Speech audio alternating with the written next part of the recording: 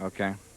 And welcome back to Daytona, where we're just about set for that first 10-lap sprint in this 370,000 showdown among the All-Stars. And the race analysis looks like this. Well, the 14 cars starting the race. 10 laps, 10 length, 10 laps, 25 miles. Yeah. Oh, the first segment. Okay. Winner purse, $30,000 to the winner. And the race record here was set by Bill Elliott back in 1987, over 197 miles an hour. Long before the restrictor deal. And just switch them as we keep going. And the track analysis, Darrell. Yeah, here's the track. Of course, you can see it's 31 degrees banking in the turns, and what we're pointing to, I assume, is a good passing place or a good place to set somebody up to pass them. Okay, that's just showing the banking. Okay, 31 degrees, and there are 18 degrees through the trial wheel here, and it doesn't seem to be banked that much when you're actually out there on the racetrack.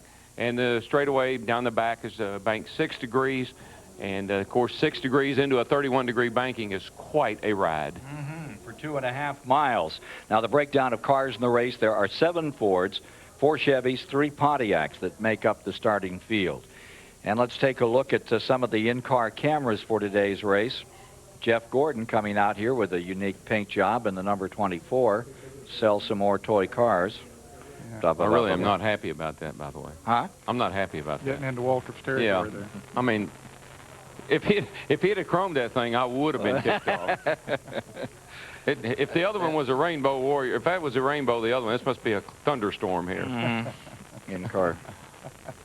Dark cloud hanging over this baby. Okay, now we got the in-car cameras, and we're looking first from Jeff Gordon's car. Starting back there, shotgun, 14th position. And we have Ricky Craven, the Budweiser car. He's starting 11th. And here you see Ernie Irvin, the number 28. He'll be starting 7th on the field. And the guy that won it last year, Dale Jarrett, with that Robert Yates Ford, a lot of horsepower, starts 4th. And Jeremy Mayfield drops to, well, but I don't understand that. I mean, isn't it sort of the last row, it's Gordon's choice, isn't it? I mean, where he wants to start. Oh, no. Well, no, I don't think so. I'd sure rather be on the outside than the inside. On the last row, you would? Yeah. You'd be worried about that? I don't know. I wouldn't be Gordon? I wouldn't be too worried about it, actually. For Gordon? Nah. Okay. Well, we'll see. Possible pit interviews. Possible grid. And I've got my second little grid here. I better get that out while I'm thinking about it. And then we have possible strategy. Then we have Buster Otten. Are we going to see Buster?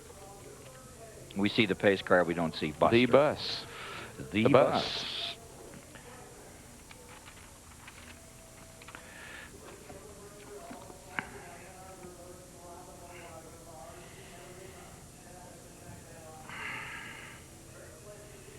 Bill Elliott? Okay. Okay.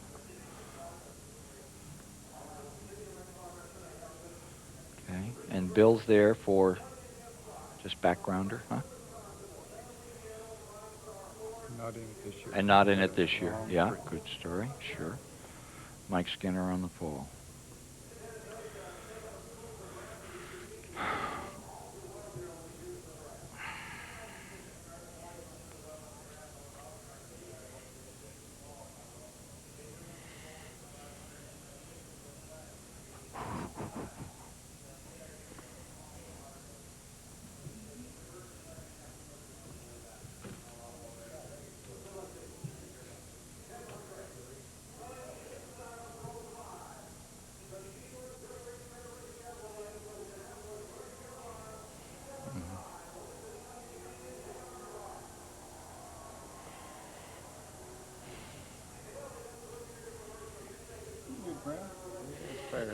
Not as...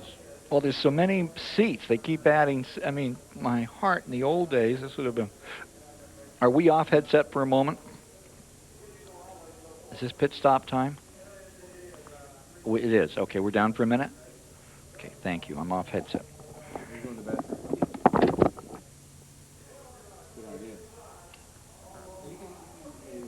Probably not a bad idea.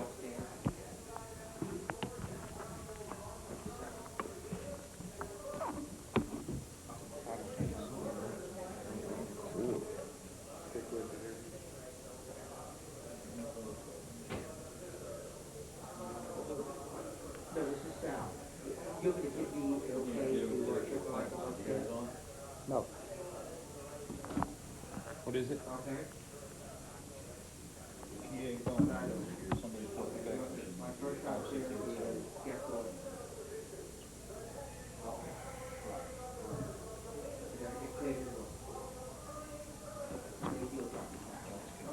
What do I got to do to leave?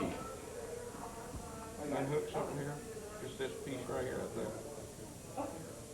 Take that off. Lay that right there. I'm free. I'm free. I'm free at last.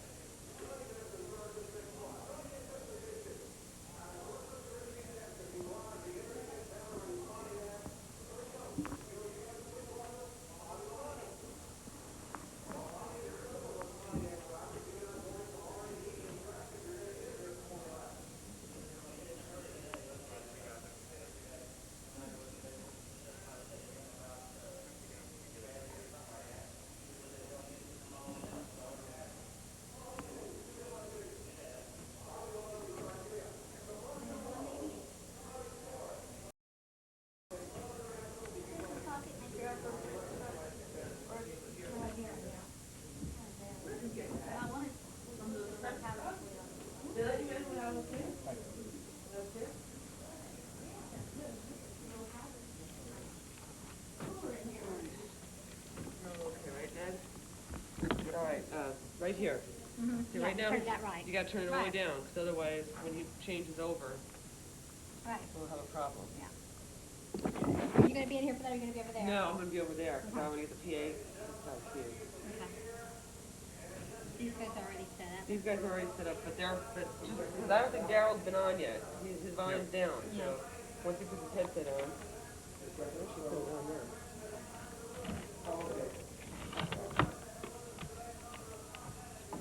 It's so messy, you know? I know The it. booth is so neat, but I all know this it stuff was. showed When I up. walked in here, what?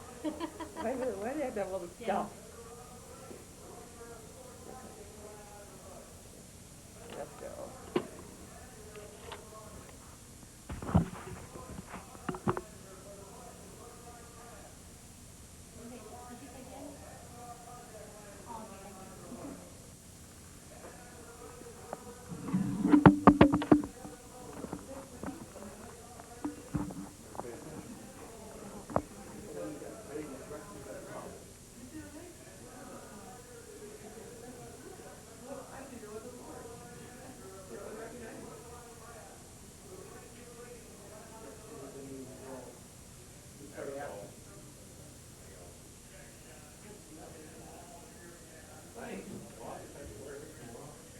Well, but it's so recognizable.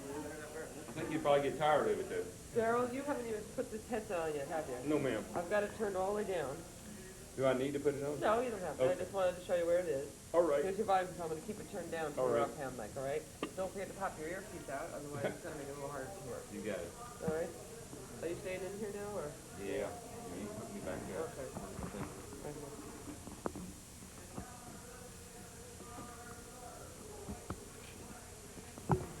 Did you have this hooked in your belt here?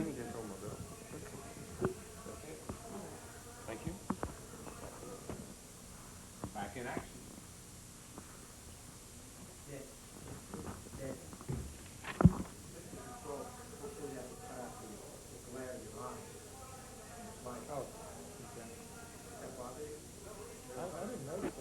Did I scream?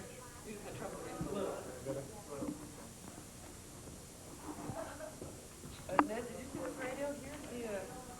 Well, unfortunately, we have everything programmed on. Right now, I'm on the first zero. We're on 88. Do you have to go through all of those to get to? Well, yeah, now we're on 88, so if we go down, up is up. 88 and 99. Then the next one you hit up will be there. So if you go the other way, you go back to 88. So if you stay within the Busch cars, then 6 is the first one. 99 to the left. And I got the speaker off. Oh, so they are, Winston Cup are all together? They're all together, yeah. They're down here. So just, Okay, so not so if you just stay within them and just go back and forth. See if you can cop that up in the roll of paper for me.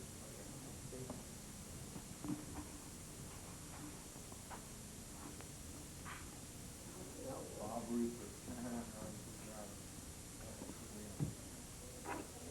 Ruther. Bob Ruther from Nashville, Tennessee.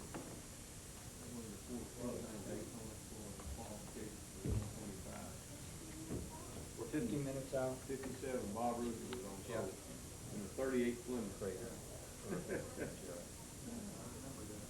Yeah, we're coming up like 10 minutes. 15 miles an hour faster than you can play the guy. Ready? Look at that.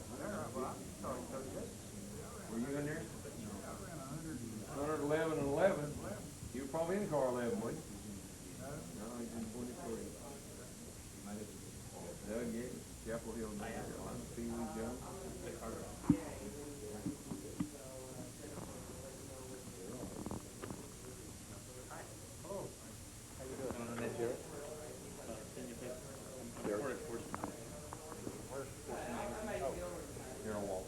Hi, young man.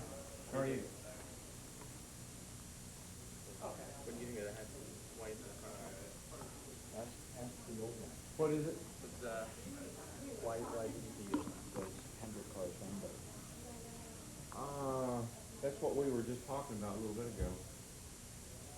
You know, I think you get things worked out with rules one way, and when they make rule changes, as minor as they seem, sometimes it takes a little time to get back to where you were. Oh, a lot. Mainly as far as the quarter panel heights were raised up an inch, and then you couldn't do the spring, soft spring shock deal. So you end up with stiffer springs, and you try to recover all that with shocks. Some guys figure it out, some guys didn't.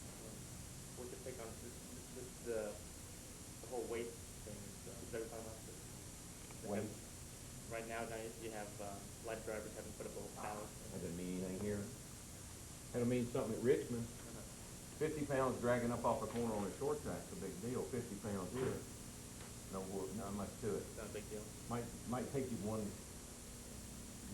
instant to get going as fast as the guy that's 50 pounds. Is that a new rule though, or has always been? I haven't heard, you won't hear any talk about that until we get to some of the smaller racetracks. Even a mile. And you'll see some of the small drivers, they'll start to beef up a little bit. Pretty soon they'll always do it. Well, not the technology. It's not the technology. Indianapolis cars. These cars are close. These cars. They haven't changed that much. So why do you need to change it? But when they make a change, the timing is changed because the widget is changed. You've got form problems.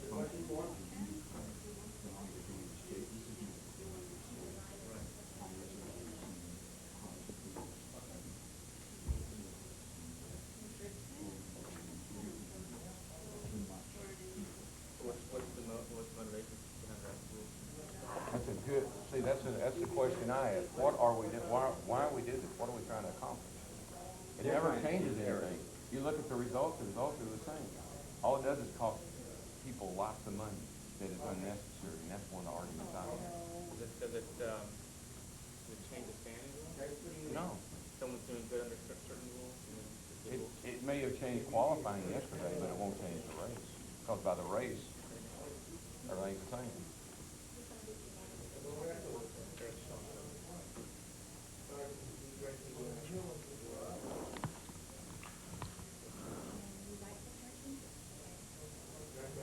Oh, he makes them. Yeah, he's one of those big city riders. How was dinner last night? I had it on the plane. I don't know, they asked me to. Somebody must have been flying There down. must- He's in the Exactly, probably, and I need the glasses. Eric, let me, Kim was saying that this is not a All right, bud. technologically advanced sport. The chassis in these cars, there could be a car down there with a chassis that's 7 or 8 years old. You get a favorite chassis, like I know Rusty has some, and he's run for a number of years, and you just basically change the outside of the sheet metal that go on that car. All those cars down there have the same chassis. You can take that Ford body off and put a Chevrolet body on the Chevrolet motor. Make sure all of our stuff for the second half Only is difference in ready. all the cars down there is motors and bodies. And if you win the Daytona 500, you get to give it tomorrow. Yes, and most everybody here will drive it right in there for them with no complaint. You're some of that one of the guys? One more. The Daytona. So his car. Is that a, did you get a speed on? That's the only thing he had never hit down here, so he went ahead and hit that last time. Okay, thanks a lot. Okay, good to see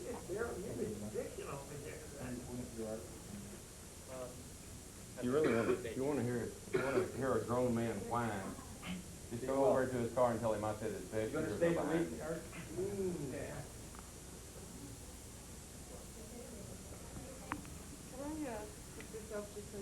Sure, absolutely, but put it well into the back, so it doesn't make me look so FAP. Hey, okay, 5 laps, and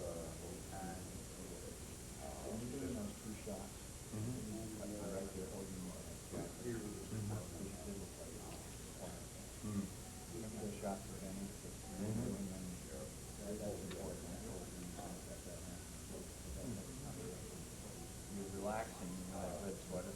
Yeah, kind of blows out. Well, You don't know that. But that's simple to fix, though. I mean, that's If, back to the minutes.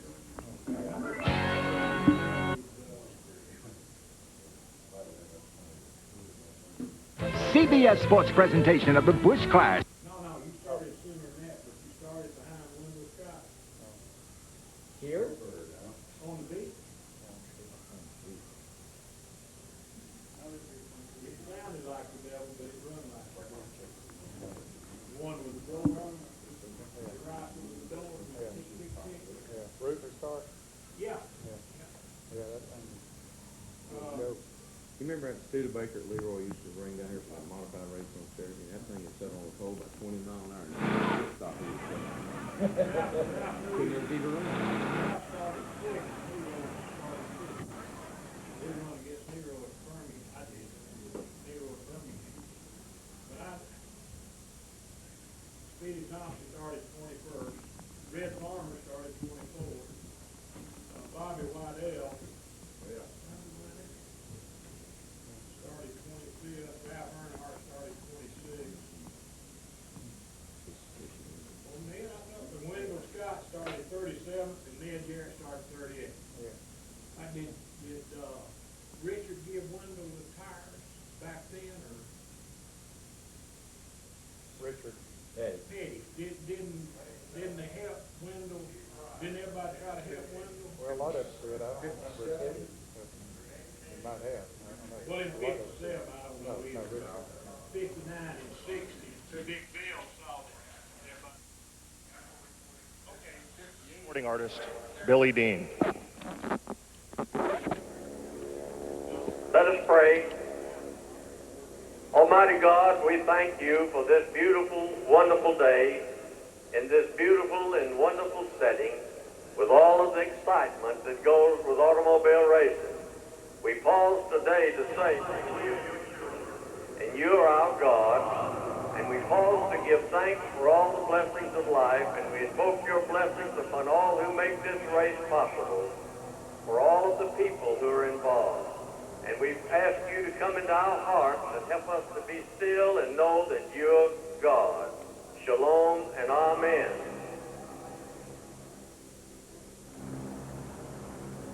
Oh, say, can you see By the dawn's early light, what so proudly we hailed at the twilight's last gleaming, whose broad stripes and bright stars through the perilous fight o'er the ramparts we watched were so gallantly streaming, and the rocket's red glare, the bombs bursting in air, gave proof through the night that our flag was still there.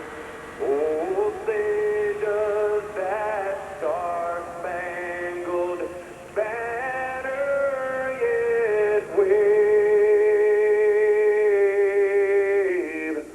o'er the land of the free and the home of the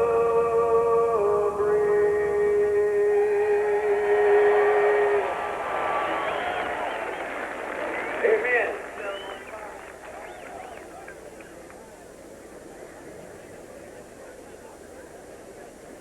Ladies and gentlemen, in just a few minutes, millions of Americans, as well as TV viewers around the world, will be joining us here at Daytona International Speedway for the 19th running of the Busch Clash.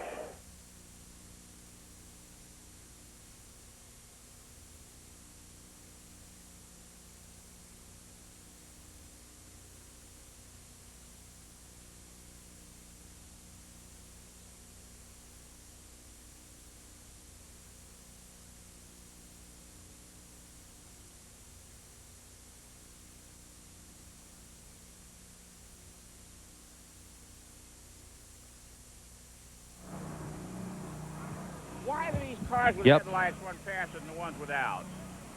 I wasn't talking, perhaps. Yeah, I hear you fine. I had my headset off for just a second talking to the radio.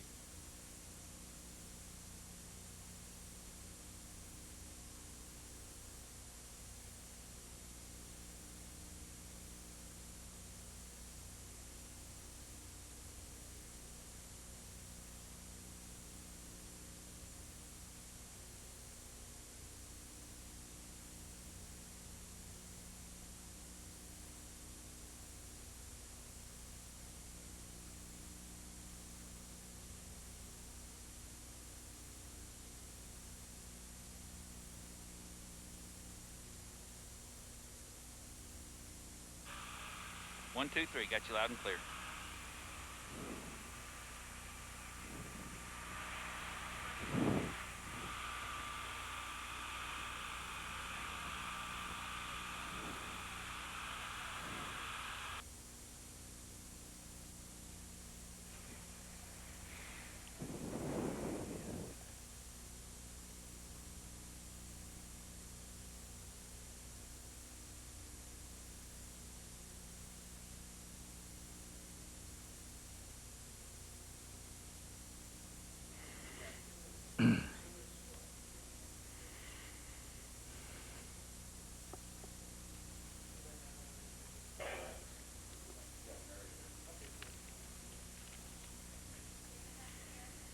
Three and a half.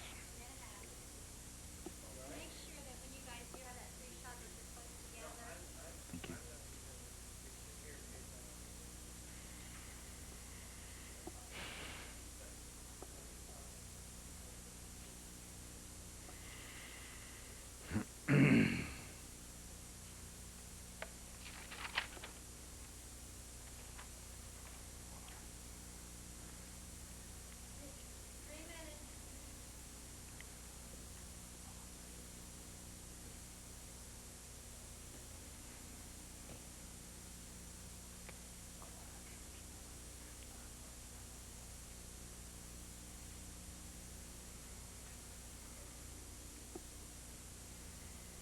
Where's Jeremy from? Oh. A real breeding ground for racetracks. What called that? The river. The water? Ohio River. Okay. Flows downstream and Okay. Flows north. it flows right. Ends up in the Mississippi.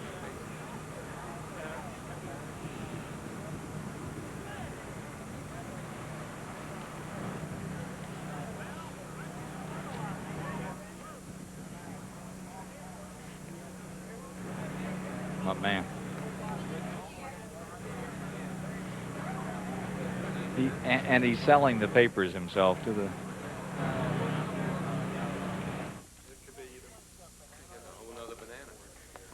That's the same banana, just eating it slowly. Where's our bag?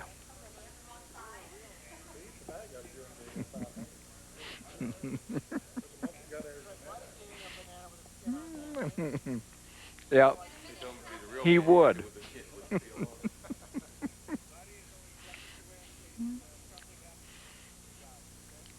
Damon, come on up. He needs to get closer. 110 air.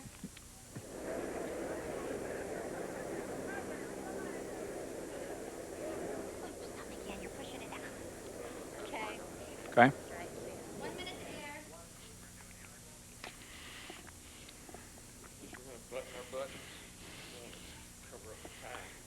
You both got jackets. I can't believe it. You got ties.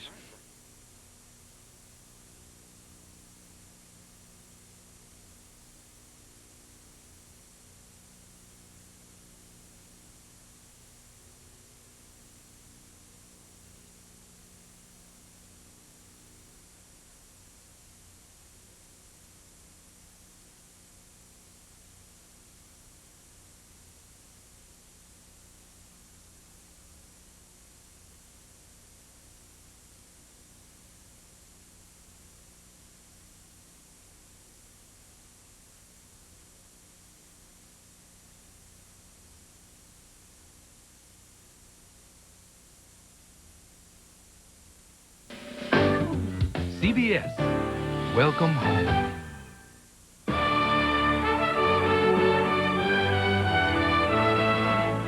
The most compelling action is on CBS Sports.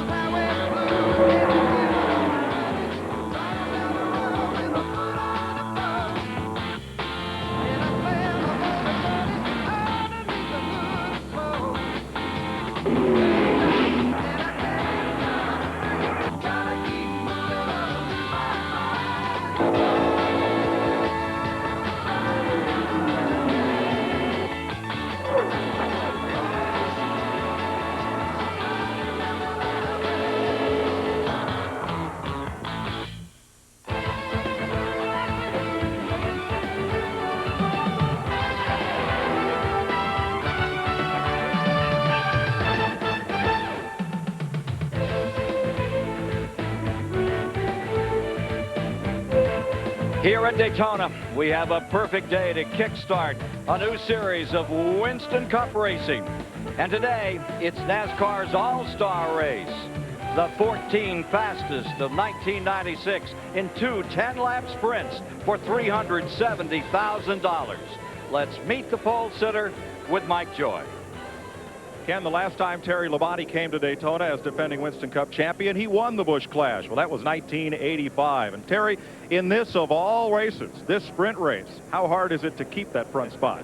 Well, that's going to be awful hard. I'll tell you, we weren't real happy with the car yesterday. It didn't run quite as good as we needed it to, and made some changes on it this morning. Put a new engine in it, changed the chassis up a little bit. So I don't know. We'll find out here in a little bit how good it is. Okay, now the defending Clash winner, Dale Jarrett, has the same car he won this race with last year. And that's bad news for a lot of these fellas. They say this move you have off turn 2, where you start up high, run down the hill, and take that bottom shot, allows you to pass anybody.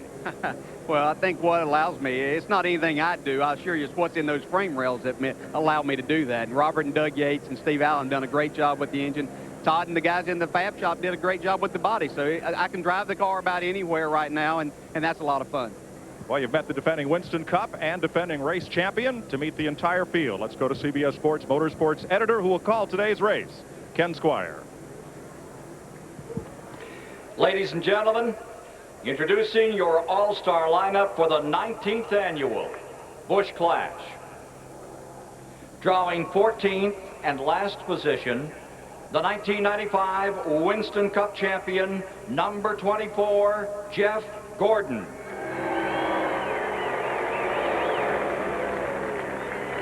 Starting 13th, rookie class starter from Owensboro, Kentucky, number 37, Jeremy Mayfield.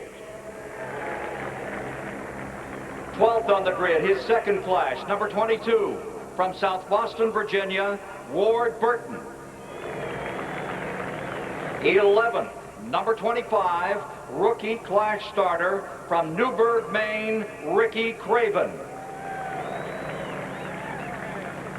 Selecting 10th, number 16, from Franklin, Wisconsin, Ted Musgrave.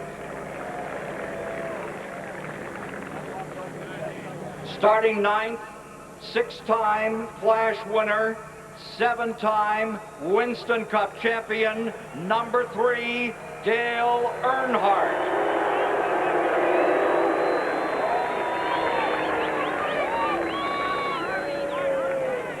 8th position, rookie Flash driver, number 99, Jeff Burton. Picking 7th, 1991 Daytona 500-mile champion, native of Salinas, California, number 28, Ernie Irvin. Drawing 6, rookie class starter, number 30, from Grand Rapids, Michigan, Johnny Benson. 5th place, his 3rd Busch class start, from Corpus Christi, Texas, number 18, Bobby Labonte. 4th position, 2-time and defending Daytona 500-mile champion, defending class champion, number 88, Dale Jarrett. 3rd position, 1989 Winston Cup champion, from St. Louis, Missouri, number 2, Rusty Wallace. Outside of row 1, 18-time Winston Cup winner, number 6, from Batesville, Arkansas, Mark Martin. And on the pole, the 1985 Busch Clash winner, the 1984 and defending Winston Cup champion, number 5, Texas, Terry Labonte. Ladies and gentlemen, your starting field for the 1997 Busch Clash. Drivers, to your cars.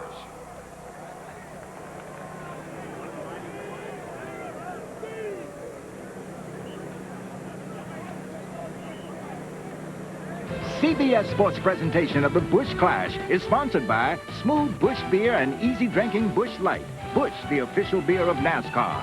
Goodyear, #1 in tires. The Ford F-150, strength after strength after strength.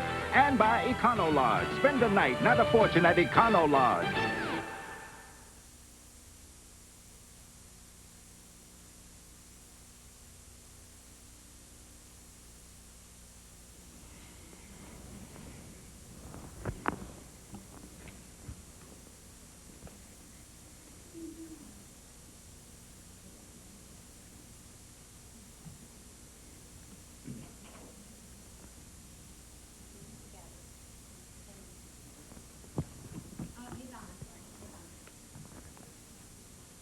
Is he talking to me? No, he's going to tell Got us it. the Henry.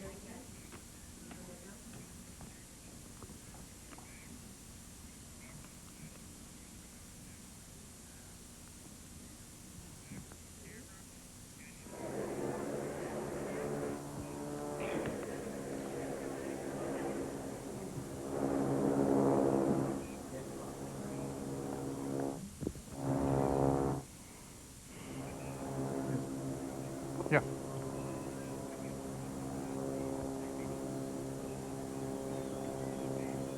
Okay, yeah, Daryl. Daryl, talk. Good. Okay. Yeah, we'll talk about that. Or we'll mention that anyway. Amongst other things. Yes.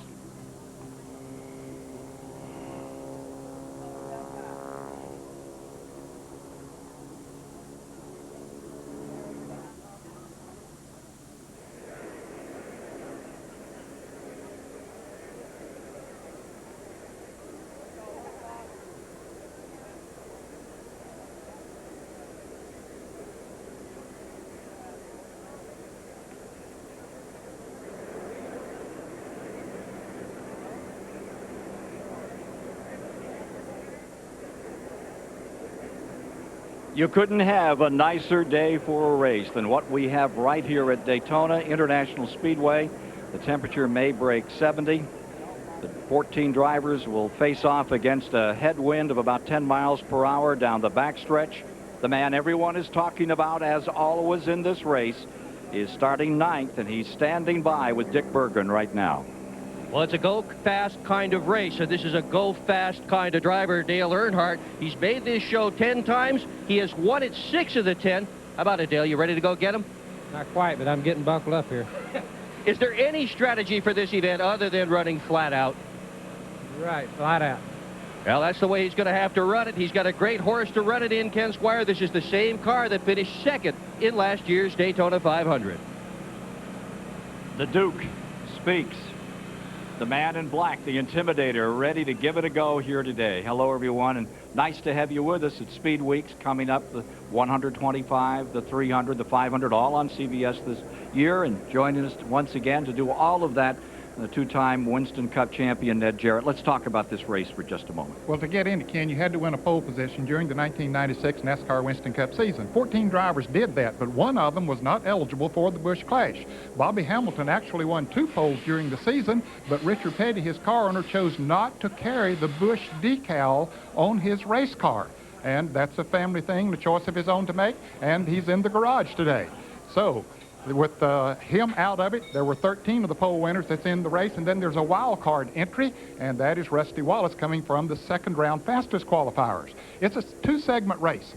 They run 10 laps flat out, and then they stop. They can change tires, service the cars, and then they run 10 more laps with an inverted start, and that's where it really gets exciting. And the caution laps do not count in this race, and they're running for a purse of $370,000. I have to tell you, Richard Petty, 59 years of age, was saying that the reason that he was not in this race was because he'd have trouble with his mother Elizabeth if he ever ran that kind of a decal. Remember 1981? Well, if you were here, you saw a great finish. Right to the line came Benny Parsons, and the guy just barely in front of him, the loser the year before, was the winner that year. And he's been in 12 of these clashes. It's a delight to have Darrell Waltrip join us. Yeah, thank you, Ken, very much. Let's talk talk a great strategy. race. Yeah, it's a great race. The first strategy is to have that attitude that Earnhardt just had. Man, somebody ticked him off before they even dropped the green flag. So attitude is part of it. Everybody's got to be in this race. They do things to the cars a little different. They tape the grills up where the cars, I mean, you're going to melt this thing down. It's 2 5-lap qualifying runs if you want to look at it that way. They're going to melt them down. You got to hold it wide open at all costs. And you want to lose the first segment so you can start in the front and win the second segment. But the nature of a race driver is to pass everybody they possibly can. They want to go to the front if they can. You take Jeff Gordon starting back there in 14th position. I got to feel that he wants to check his car out, see if he can pass somebody, and he'll be able to find that out in the first couple of laps. And then if it don't work too good for him, then he can just stay back there and start up front in the second race. Yeah, everybody's got to be in the gate. The spotter's got to be on his toes. We got a short race here. Everybody's got to be sharp. The crew chief's got to be helping the driver. The driver's got to have that game face on. This is an exciting race. They kind of just feel each other out for the first 10 laps. They may just kind of rub each other in that first 10 laps. Look out in the second 10, though. That's when you better wake up Leroy. And Ken, the cars are set up a little different for this race than they are for the Daytona 500 because of the shortness of it.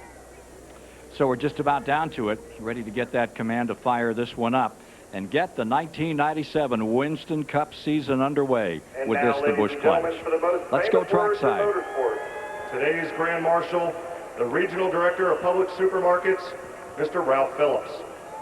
Gentlemen, start your engine.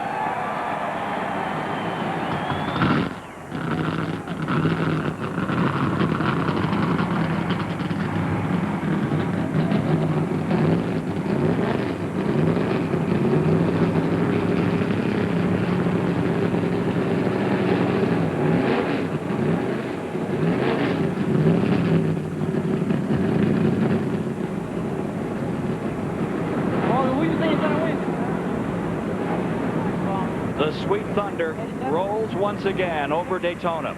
We'll be back with a start in just a moment.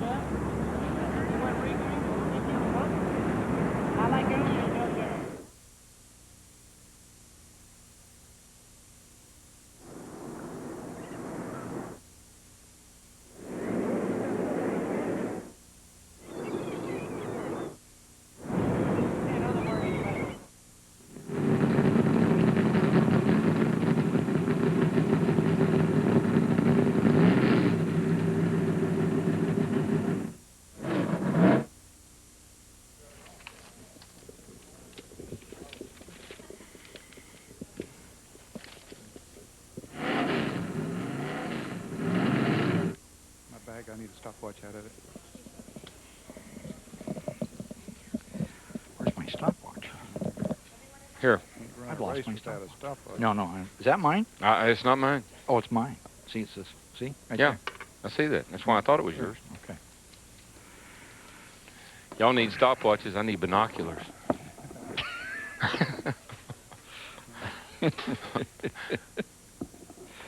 Oh.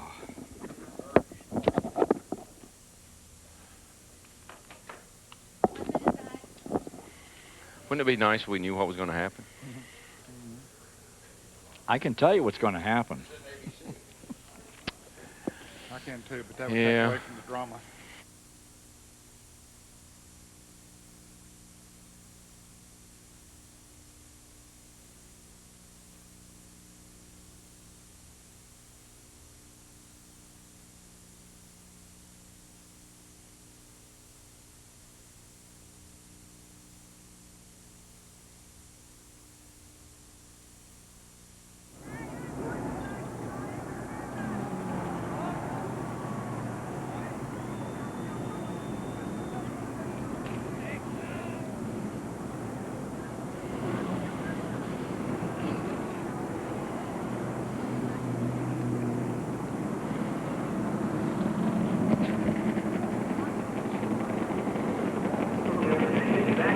Rollout at Daytona. Back of the field getting organized. Different colors on that number 24. Yeah, that's his new paint job. If that other car was a rainbow, this must be a thunderstorm here. It's a dark cloud coming at you. Just for this race. Coverage of Speedway. Now let us take a look at the Race analysis here, Ned. Well, there are 14 cars starting the race. 10 laps this first segment, 25 miles. And the winner can take home $30,000. Bill Elliott ran over 197 miles an hour to win this race back in 1987. Of course, that was before the days of the restrictor plates. Track analysis, Darrell? Yeah, what we've got here is this track is 31 degrees through the corners. Pretty high bank.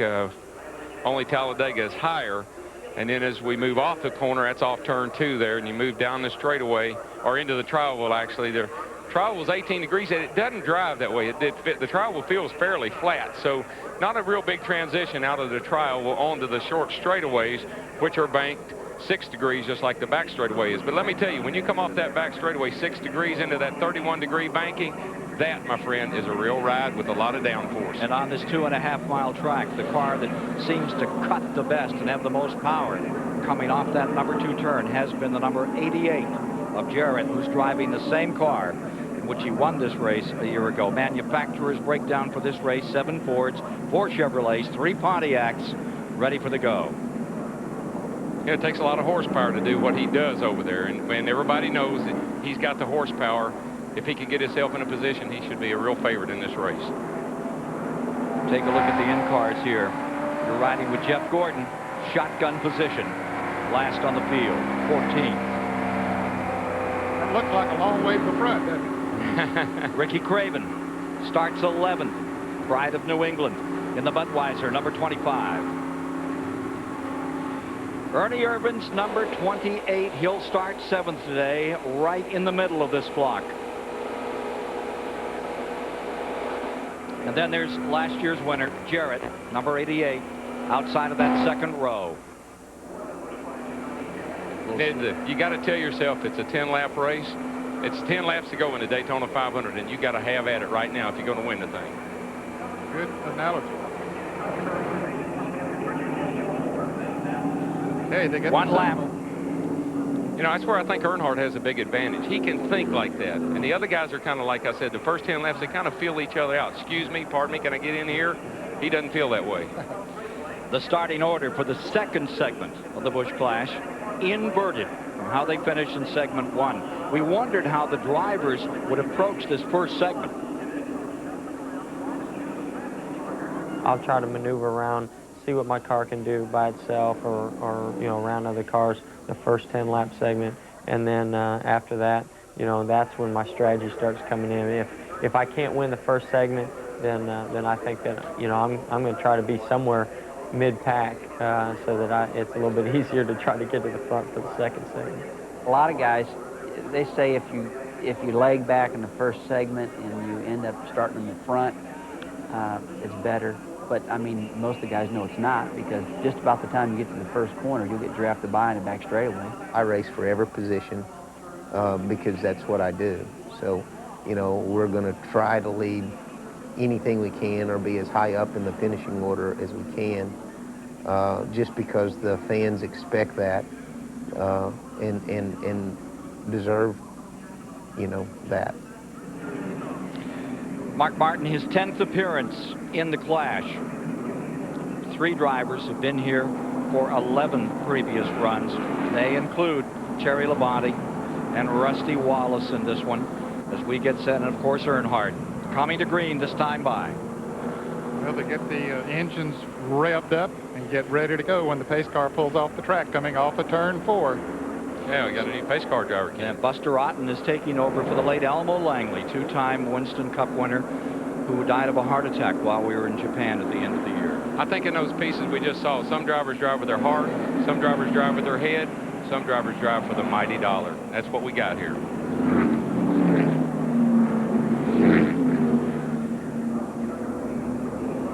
Out of 4.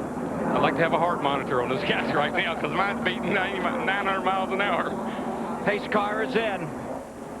Ladies and gentlemen, welcome to 1997 Winston Cup style. Boy, big move for Labonte. He got a great start. That may have been set up. Him and Mark may have decided to do that. I think Mark jumped right down behind him as soon as Labonte jumped out in front. Ernie Irvan tries for the inside 3 wide into 1 and busts his way through. Coming up to speed, they won't attain full speed till about turn 3. Here's Earnhardt looking on the inside of Bobby Labonte, 3 wide. That's the Earnhardt trademark. Coming off of that second turn, he got the draft, and here he goes, passing them. Bobby Labonte going backwards, Earnhardt going forwards. Yeah, Labonte, I watched him in practice. That Pontiac is not as fast as that Chevrolet was last year. They've still got some work to do. Now they come to complete lap number 1. Terry Labonte out in front, hanging right on the rear bumper. It's the number 6, the colors of Mark Martin, and right with him comes Rusty Wallace in the number 2. So as you stack them up at the present time, it's Chevy pick up the 4. I'm pretty disappointed. Earnhardt, he ain't going nowhere. He's kind of hung up right where he started. And those 4 guys out front are just booking on, so that's big.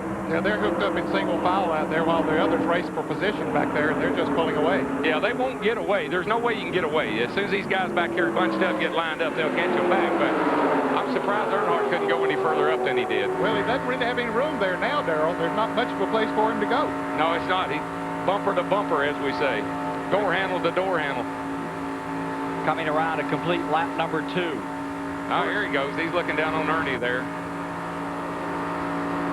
He decided that might not be the place to do that, so he backs off. Oh, here. Oh, man. Now, backs off and got passed. You know something? That's exactly what happened. And that's a replay of last year. You don't think Earnhardt's turned into the strategist here, do you? Well, can't believe it. Maybe he this is not what we would expect from him, I know. 186.6 that last lap. Terry Labonte leading. First time since '85 he's led in the Clash. And you heard him say in the opening, Ken, they changed motors, they changed the chassis, they've made a lot of changes. Looks like it's working. The 1985 winner of the event comes down out of turn 4. Leading once again, Mark Martin is in second, Wallace is in third, Dale Jarrett up to 4th. Keep your eye on that 4th place car, number 88. Picked up to 187.7 on you know, and that's down a couple of miles an hour over qualifying speed. So, you know, they're not setting a blistering pace by any means. Take a look at this. Craven just picked up 2 spots as he moved under Ernie Irvan. Challenges Ward Burton in the 22 to Dick Berggren. Larry McReynolds is Earnhardt's new crew chief this year. So far, Earnhardt hasn't said a word to McReynolds, who is just standing here in the pits watching television, shaking his head. He said this was not the plan. They did want to go to the front. They don't know what's wrong with the car. They won't let him do that, though. Boy, did you see Ernie Irvan? He was 3 wide down on the apron and showed a little maturity there. He backed off. That was a smart move to back off because it about to be big trouble. Craven got left out of the draft and slid back. Urban has a fast race car. Here he goes again. He's going to make it 3 wide into 1. He has a run. He might make it work this time. Yeah, he's got the position this time, Ned, and there he goes. He's got a fast car, and he'll help the guys up there in front of him if he catches them. 14 cars starting, 16 a year ago. Good field. One wild card, Rusty Wallace, for the 3rd time in his career, the wild card selection where they'd have a drawing from the blimp. Don't look now, but we're coming up on halfway. Yeah, this one gets your blood going. It really does. And you know, that surprises me, the 4 cars that are up front like they are.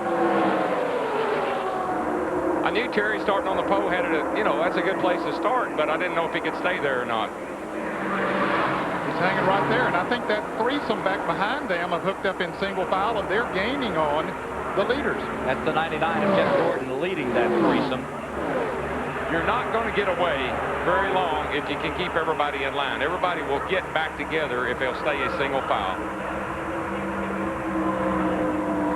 There's that trio running just behind the front 4, led by Jeff Burton. And you see directly behind him the 16 of Musgrave, and then Johnny Benson. Now here's Bernie Urban squeezing one off on the inside. That's going to move him into 8th. Drop Ward Burton to 9th. Benson stays 7th, Musgrave 6th, Burton, that trio moving in a little. Yeah. See, that's the worst thing that can happen to Ernie. They get side by side and he's stuck. There he goes. He made it 10. 3 packs of cars. We get down to the side of this first segment. Those front 4 are saying, boy, just let these laps run out. And the next 3 back there are saying, how many more we got to go? That's right. They need more time. Mayfield in 10th spot, number 37. Well, I never would have believed it, but it looks to me like Earnhardt and Gordon are positioning themselves for the second 10 laps. I think that's exactly what's happening. Unbelievable qualifying yesterday, and the man on the pole for the Daytona 500 next Sunday is standing by with Mike Joy. He's the 95 Craftsman Truck Series champ, Ken, and he'll start his first ever Daytona 500 from the pole. Mike Skinner, what are you learning from what you see here in these first 10 laps? I'll tell you, I can't wait to do that next year. This is a lot of fun. Well, he's qualified for the Busch Clash. Any surprises from what you've seen thus far? Yeah, I'm a little bit surprised that Dale didn't get a little bit better start, but he's getting to be a pretty good strategist. This thing is a long ways from over. That's right. Earnhardt, of course, is Mike Skinner's teammate in Winston Cup racing this year, Ken. Mike Skinner on the pole for the Daytona 500. And Grissom will start along beside him for Larry Hedrick. Ken, right now you got Head running first, you got Hart running second, and you got Money running third. See what happens. All right. Head, Hart, and Money. There they go. But there's a lot of heart in that number 2 for sure. Yeah, and that 88 is sitting there maybe in the best place of all of them. If he's as strong as they say he is, this could be ideal for him. I don't believe he's as strong as he showed in practice, Darrell. I don't believe that car is working quite as well as it maybe did in practice. And that other group has caught up to him there now, the other 3 cars. So now you have a 7-car draft up front. Mark Martin perched right there in 2nd spot. Looked like he was going to take a shot out of 2. Lined it up. Dale Jarrett back there in 4th place, giving us these pictures at 190 miles an hour. You're watching it live, the Busch Clash, to start the Winston Cup season. Next Sunday, the Great American Race, the Daytona 500. It's right here on CBS with some 80 cameras. To 80, that's right, to bring you all the action.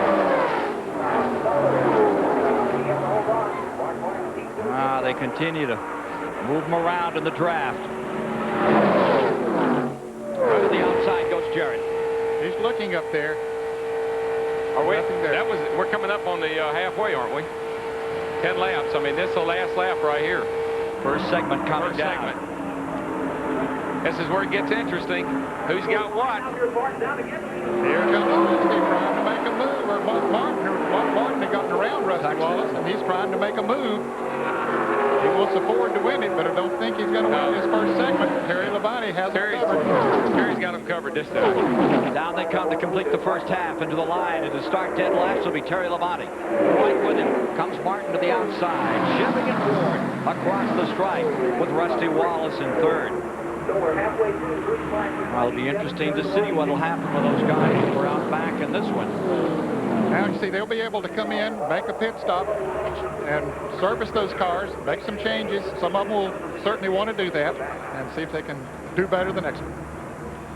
CBS Sports coverage of the 1997 Busch Clash continues after this message and a word from your local station.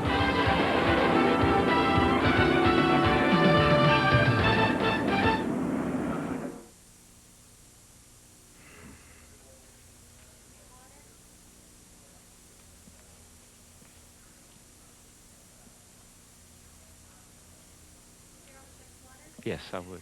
Thank you. Yes, ma'am. Thank you. Yeah, be great. I'm fine. I got water. Bum, ba-bum, bum.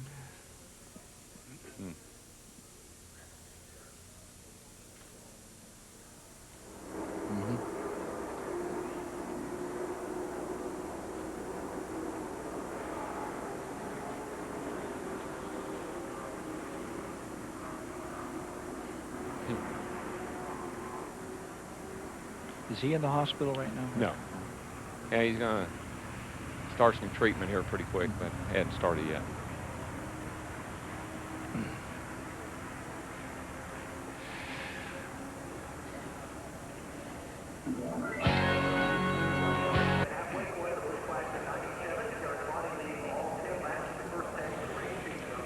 Standard pit stop. We're only allowed 7 men. So, guys, when you get done with tires, come back over the wall. Ricky, you know what to do.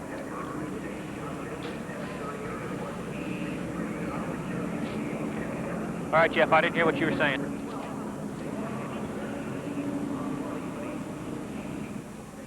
Inside the pit stall. Inside the pit stall.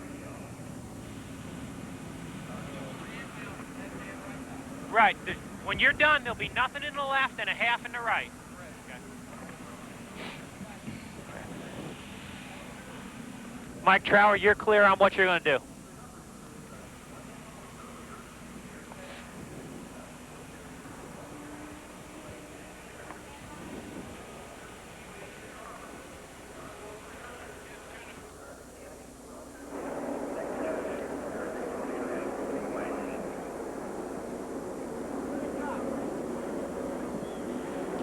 The track condition is caution. The first half of the 1997 Busch Clash has been completed. A relentless Terry Labonte came off the point and wouldn't give it up. Here's the order. On that first run, Labonte, Marlin, Wallace, the top 3. Mark Martin in second place, and Dale Jarrett in fourth. Ted Musgrave moved to take fifth at the start-finish line, moving around the Jeff Burton car.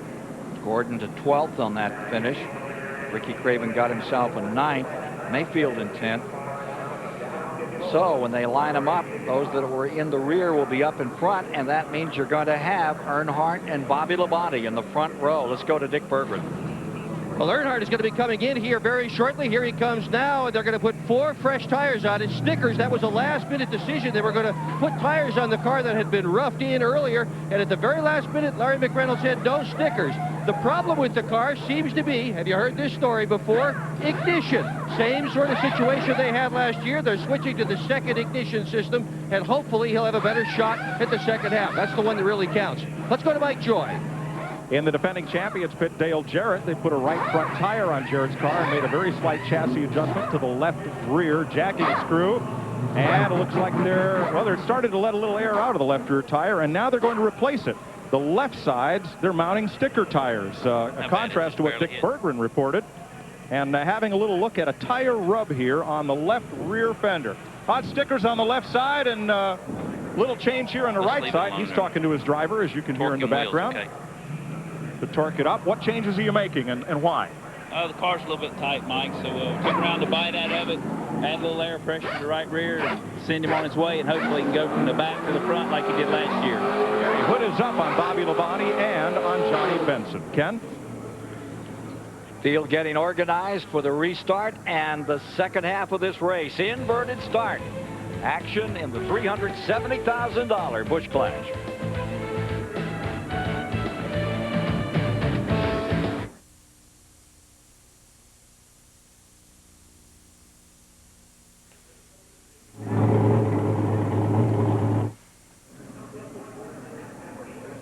I have the blimp pop, please. May I? Jennifer, can I have the blimp pop?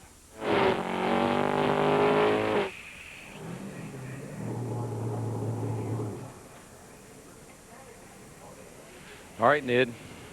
What are we going to do now? Well, yeah. It's going to be interesting, Ned. Earnhardt, you know, he and Gordon should hook up and Yeah. be tough to beat. The only thing that's going to hurt them, they got no help. They got Say no that again, help. please. Yeah. Okay. Thank you. Got it. Thank you. Yep. Blimp pop. Thank you.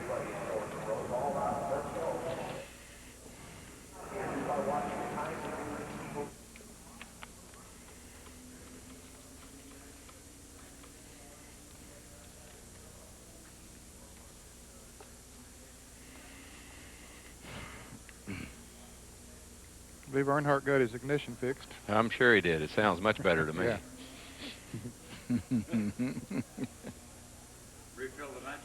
Yeah. Changed his attitude. Can you imagine how critical he is when it's usually him? This CBS Sports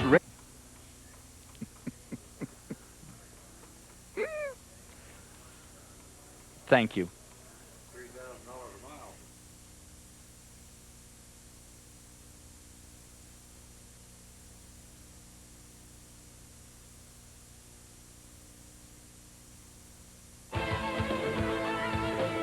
This CBS Sports Race Summary is sponsored by Econo Lodge. Spend a night, not a fortune. Taking a look at the race summary after those first 10 laps, it was 1 leader all the way, Terry Labonte. Averaged over 185 miles an hour. Of course, there were no cautions. The biggest move was Ted Musgrave, who started 10th and finished 5th. The Budweiser Blip and its Eye in the Sky camera, proud to provide you with these live shots 1,000 feet above this 2.5-mile racing facility. Yeah, right now is when the driver, reality just hit him when he comes back around. He says, golly, why'd I win that first segment? Look where I am now. Well, here comes Earnhardt. 91, 93, 95. Odd years. This is 97. As you take a look at that inverted grid, it's like short track racing on Saturday night. We got Bobby Labonte and Dale Earnhardt in row 1. In row 2, there's Jeff Gordon and Ward Burton. Row 3 will be Jeremy Mayfield and Ricky Craven. For row 4, Ernie Irvin, Johnny Benson there. Row 5, Jeff Burton, Ted Musgrave with that big move in the first 10-lapper. Row 6 is Dale Jarrett and Rusty Wallace. And row 7, Mark Martin and Terry Labonte. They'll be men on a mission. Here's Mike. Bobby Labonte's crew had the hood up for some time, Ken. They think the ignition timing is off. If he's driving a Ford, that wouldn't be a problem. The distributor's on the front of the engine, but with a Chevrolet, they would have to take off the cold air box and the air cleaner to get to it. They closed the hood and sent him out there the way it was. There's a big difference in the money in the first segment versus the second segment. So, you know, you got to think about that. I mean, the way the race is set up, you got to figure out, you got to have a little bit of strategy. We were talking about passing people, but you got to know where you're going to be at the second segment. That's when it counts. And you pick a hole and try to hope it's the right hole and try to fill it. 14 Busch Clash starters represent 11 Winston Cup championships. That's Ray Evernham.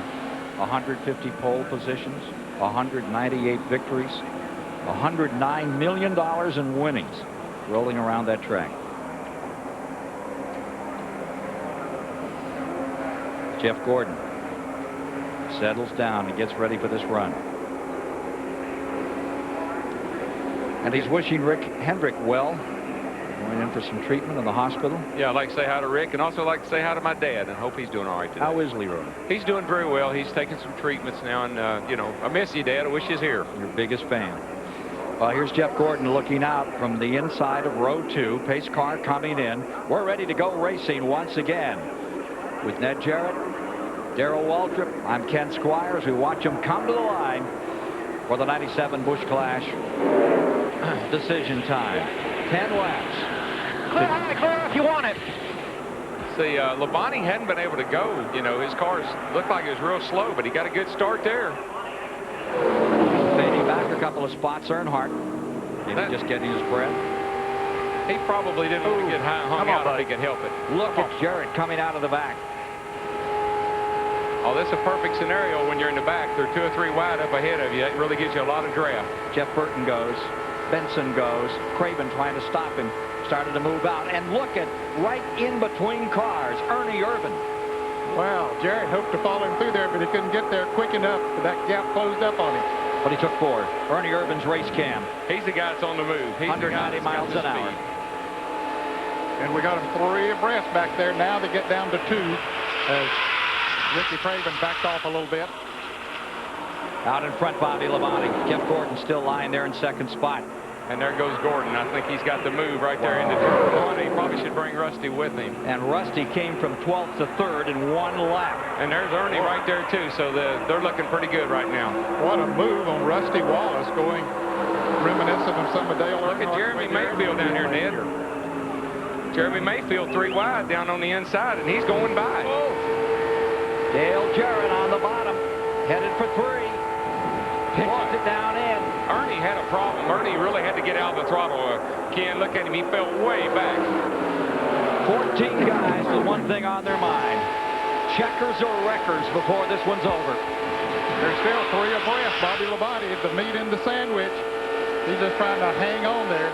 I'm really impressed with Labonte because, I mean, he didn't run that well in the first segment. Well, no, he's falling back. That's Ward Burton that's up in there. Ricky Craven works on the bottom of the 88. Down Come on, baby, come on. Atta boy. Come on, Brian. Jump up and down with me. Yeah. That's Todd in there. That's your cheerleader. That's what I tell you. Everybody gets in this race. Todd Parrott, the crew chief for number 88, Dale Jarrett. You saw Benson just slip down to the inside as they hit the 3rd turn. Jeff Gordon out in front. Rusty Wallace in that 2nd spot. First and 3rd, Earnhardt. Well, you know, we didn't hear him say anything was wrong with Gordon's car in that first segment, so I think he was probably just doing what we thought he'd do and get himself up front in the second half. Ward Burton is in 4th. Jeremy Mayfield 5th on the 37. On it the last time when we pitted. Boy, Terry can't make it. He's not going anywhere. Terry got what he wanted. I won the first segment. Y'all can have the second. Got his 30,000. That's right. I had a good show. Made my sponsor happy.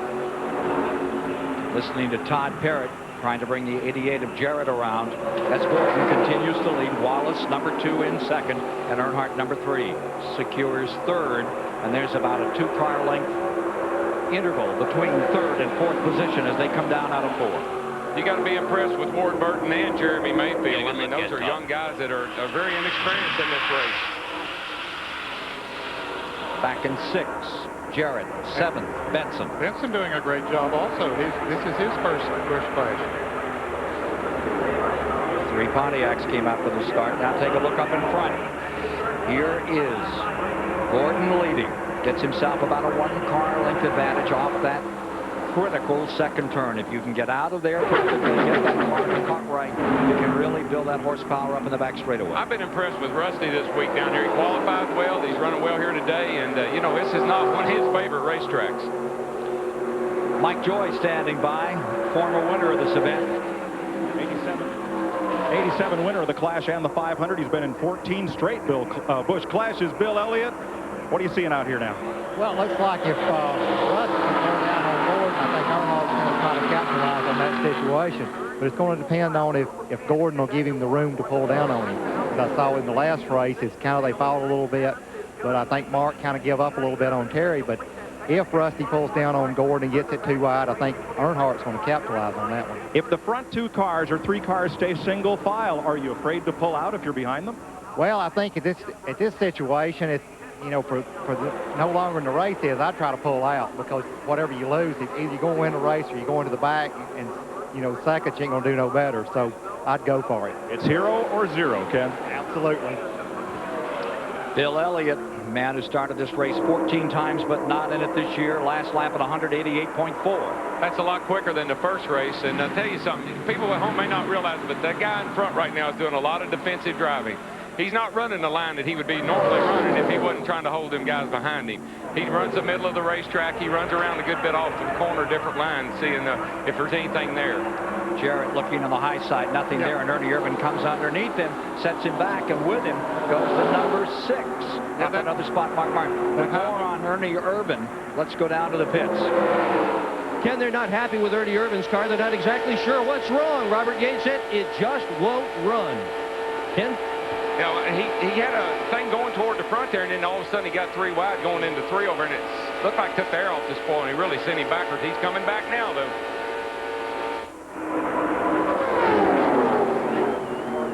Gordon continuing to stay on the point, and Wallace, after that first lap, moved from 12th up into 2nd. Here you got Mark Martin and Terry Labonte, and they're at the back of the field, and they won the first segment. So drafting and positioning in this race is so critical. With 7.5 miles to go, you've got Gordon deployed first, then Rusty Wallace right there. Anybody got anything more to show? I think they're showing everything that they got right now. I think the biggest thing is going to be what Rusty does to the 24 car, to Gordon. I don't think that Ward Burton will be a lot of help to Earnhardt. And that could be Earnhardt's Achilles heel right now, is the car behind him. Because that Pontiac is just, they haven't shown to be that quick out front. 2 laps to go this time by. Here's Mike Joy. Mike Skinner, if we've learned anything standing up here, it looks like it's that you've got to have help. Yeah, I'll tell you, we did a little drafting practice down here in the winter, and with the cold air box, it seems like you get right up behind the car and it hits the brakes. I don't know if we're seeing a little bit of that right here or not. We'll find out next Sunday, I reckon, or maybe Thursday in the 125. What he means by that, Ken, is this time the air cleaner is hooked up directly to where the air goes into the engine, and we're taking in all cold air this time, and there's a lot of concern about whether that's good or bad. A lot to say that's going to be helpful. Not getting any of that heat off the engine itself. Now, as we come down with a lap to go, Gordon first, Wallace second, Earnhardt third, Burton fourth, Ernie Irvin is in fifth, Mayfield is in sixth, Mark Martin in seventh, and Benson eighth to the line. All right, you're down by 3. Give it to Michael Jordan and see if he can sink it.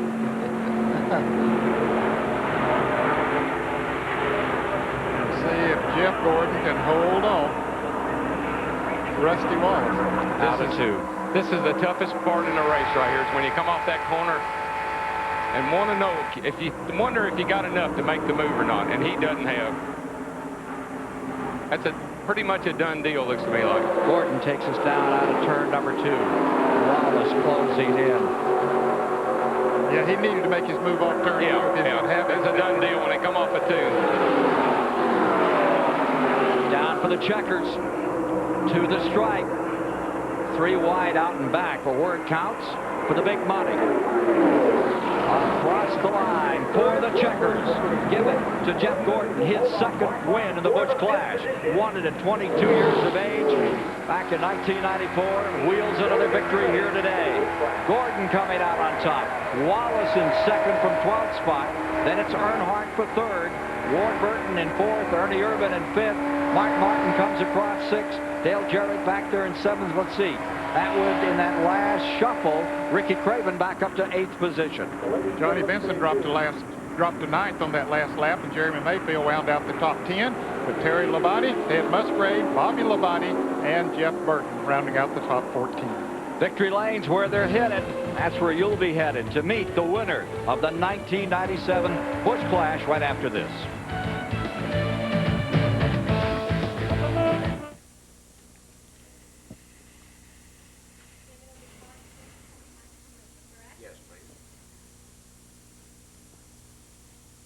Worked out good time-wise, didn't it?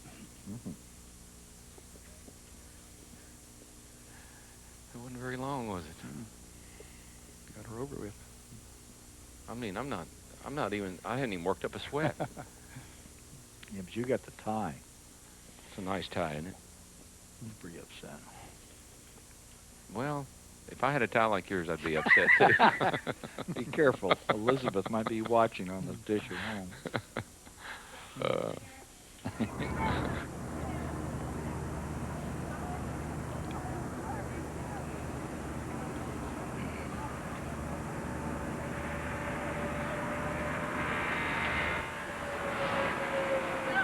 Didn't you hold him so he can drive in the victory lane for us? Oh, heck.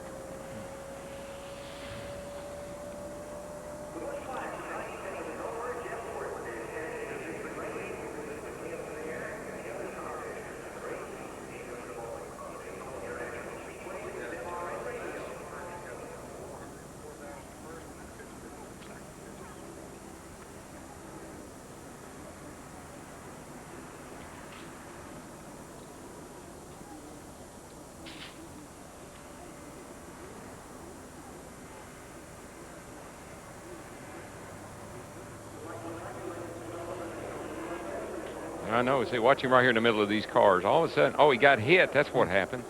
By Dale Jarrett. It wasn't. I would not say that Dale Jarrett hit him. I'd say he hit Dale. Since I'm up here with Ned. Yeah.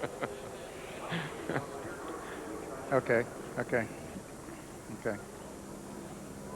I didn't know what happened. I just saw him go backwards all at once. Yeah. Right? Okay, that's first, right? Yep. Right to Mike. Okay.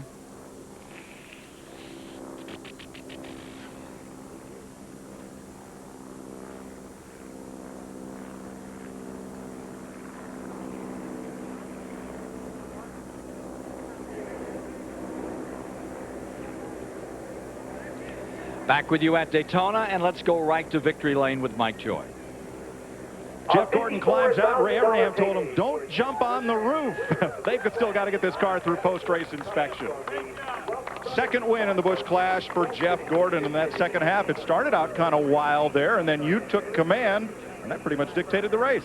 Well, I got a real bad start on that first 10-lapper, and, you know, then Earnhardt was battling me for who was going to be on the front row for the second 10-lapper. But, you know, I knew the whole key was to the restart that last time, and Bobby Labonte's car didn't really, you know, take off real well, so I gave him a little bit of help. And, you know, when I got in front of Earnhardt, I was like, man, this is exactly what we need to do, and if I can just get by Bobby now, and Rusty actually helped me out a little bit there, and I might learn a little bit from him in Japan. Yeah. So you're saying it's better to have the lead than to try to take it? Oh, absolutely. I mean, there are some of those guys that had real fast cars. They can pull out and pass, but you got to have a partner. That's all there is to it. If somebody doesn't pull out with you, and you got to have more than one, too, then you're not going to go anywhere. Jeff Gordon wins the first race of Speedway. Now Dick Berggren with Rusty Wallace. And Rusty Wallace almost won the first race. Second place isn't too bad, given your history at this place of not doing as well as you might like. Well, I was trying to get him to help me, but anyway, no, I'm real happy with it. The car ran really good. It handled perfect, and this did all I could do. I got a good jump in that second restart, and that was really good to help me a lot. Car ran well for a restrictor plate race. Yeah, you got that right. We qualified fourth yesterday. I really thought we could have got it on the front row for Penske and all the crowd, but we get up fourth, we'll be okay, I think. Let's see if we can get Dale Earnhardt for a minute. Once again, ignition problems. Is that what caused you to not be able to win this thing today, Dale? No, I don't think ignition problems or anything. I couldn't get up to help Rusty, and really once you got nose to tail, that's all you could do. You couldn't pull up, pull out, or do nothing. So it just right along in line. Ward couldn't get to me to help me, and you know, it was just some kind of race. I look for the same thing Thursday and on Sunday, so it's not going to be good. Except you know he wants to be in victory lane on Sunday, Ken Squire. The Intimidator beaten by the Dominator, Rick Hendrick, today, who has his cars win both the first segment with Terry Labonte and the overall with Jeff Gordon doing the number. Final thoughts in a moment.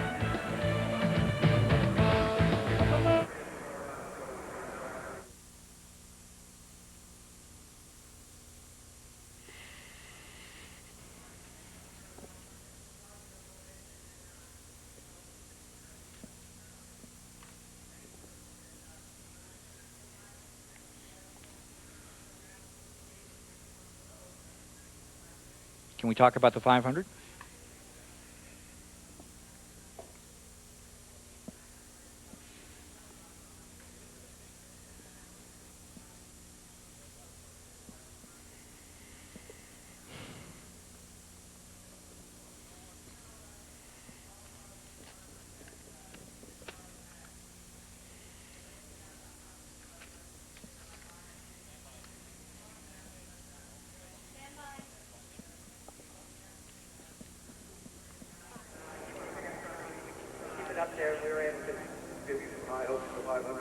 You know, there's no better way to start. Final results on the 1997 Busch Clash with Gordon, Wallace, Earnhardt, the top three out here. Then Ward Burton in fourth. Ernie Irvin got back to fifth. Mark Martin sixth.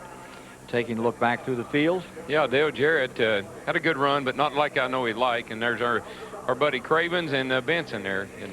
Mayfield, Terry Labonte got nowhere in that second round, finished 11th, and Ted Musgrave back there in 12th, and rounding out the field, it was Jeff Burton on the tail end with Bobby Labonte just in front of him. You know, we talked about Ernie Irvin getting shuffled back there at that one time. He was really coming up through the field pretty good in the car number 28, and Here he is, right in the center. Right there is Ernie Irvin's car. Okay, Yeah. we'll move it forward, and we'll watch him go forward. And he moves down. Dale Jarrett moves down. Looks like they might have made a little contact right there. They did make contact. Irvin had to back off, and Jarrett went on into the banking there and maintained his position. But that back off cost Ernie several positions, but he did work his way back up then. Yeah, he was trying to get in behind Dale's what he was trying to do, and he didn't quite have him cleared. Yesterday, qualifying for the Great American Race, the Daytona 500. What surprises we had here. Surprise number one right here. That's Mike Skinner, Childress Racing. But that's his new driver. Came out of the truck racing series. He's going to be on the pole. And this guy, out of a ride last year, onto the front row this year. Steve Grissom. Boy, what a ride he had. I tell you, that's exciting to find two guys like that, you know, with limited experience and really struggled, and certainly Grissom has. And I tell you, Skinner's going to be a good one. I think he's going to do a great job for Childress. I don't know how they figure these guys out, how they find them, but he found him a good one. Take a look at some of those other fast times from yesterday. The twin 125s will be on CBS. That's next Saturday afternoon after we bring you live that Grand National Gargoyle 300 race right here on CBS. That's next Saturday, and of course Sunday at noon. We talk about these surprises in qualifying. We're in for a sensational 39th annual Daytona 500 jump. I think the surprises is that in the wintertime testing, we come down here and the guys come out with fast speeds, and we think that's the guy to watch. And we end up with two guys that are certainly total surprises on the front row. And the guy that qualified 14th, I thought that was pretty impressive. Well, I thought that was, I wanted to bring that up. I tell you, DW didn't do bad. No. One thing bad, won't have to take a champion's provisional to get in this Daytona 500. A year ago, there were 52 cars here, and I was 50th quick. So I think we made a little progress. Hey, is this going to be your last 500? You know, did you notice when I was going around there, Ken? That's what I asked. Is this going to be your last 500? There's one thing, that chrome car, that Western Auto car, is so pretty down on the bottom of that racetrack. And I tell you, running Daytona's fun, isn't it? Yeah. Have you ever run Daytona? No, I've walked it. Dad just run Daytona. It's fun. Yeah, it's fun. Frustrating. It is. Hair raising. I think Earnhardt hit the nail on the head, or hit his head on the nail. I'm not sure which. But this race is going to be just like that Thursday. Positions, everything. Restrictor plate racing is frustrating. Thank you very much, Darrell Waltrip, and you too, Ned. It's been fun being up. We were with you for the Busch Clash. Say, for Ned Jarrett, Darrell Waltrip, Mike Joy, Dick Bergen, Ken Squire saying so long from Daytona International Speedway, where Jeff Gordon has won the 1997 Busch Clash. Next Sunday at noon Eastern, live flag-to-flag coverage of the Great American Race, the Daytona 500. Our racing coverage starts on Saturday with the Gargoyle Grand National 300 and the Gatorade Twin 125-mile qualifiers. Coming up next, it's college basketball. Big Ten battle as Iowa takes on Illinois.